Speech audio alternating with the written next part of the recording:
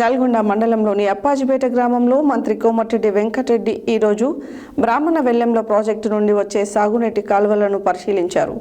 మంత్రి స్వయంగా ద్విచక్ర వాహనం నడుపుతూ సాగునీటి కాలువలను పరిశీలించి రైతుల సమస్యలను అడిగి తెలుసుకున్నారు.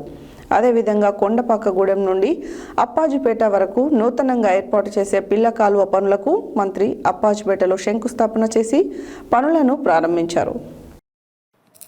నల్గొండ మండలంలోని అప్పాజిపేట గ్రామంలో మంత్రి కోమటిరెడ్డి వెంకటరెడ్డి ఈరోజు బ్రాహ్మణ వెల్లెంల ప్రాజెక్టు నుండి వచ్చే సాగునీటి కాలువలను పరిశీలించారు. మంత్రి స్వయంగా ద్విచక్ర వాహనం నడుపుతూ సాగునీటి కాలువలను పరిశీలించి రైతుల సమస్యలను అడిగి తెలుసుకున్నారు. అదేవిధంగా కొండపాకగూడెం నుండి అప్పాజిపేట వరకు నూతనంగా ఏర్పాటు చేసే పిల్ల కాలువ పనులకు మంత్రి అప్పాజిపేటలో శంకుస్థాపన చేసి పనులను ప్రారంభించారు. ఈ సందర్భంగా ఆయన మాట్లాడుతూ బ్రాహ్మణ వెల్లెంలలో ప్రాజెక్టు కాలువల ద్వారా నల్గొండ నియోజకవర్గంలోని ప్రతి చెరువును నింపి ప్రతి ఎకరానికి నీరు అందిస్తా. నియోజకవర్గంలో ప్రతి ఎకరానికి సాగునీరు అందించడమే తన ధ్యేయమని తెలిపారు. పిల్ల కాలువ పనులను నాణ్యతతో త్వరగా పూర్తి చేయాలని సంబంధిత అధికారులను మంత్రి ఆదేశించారు.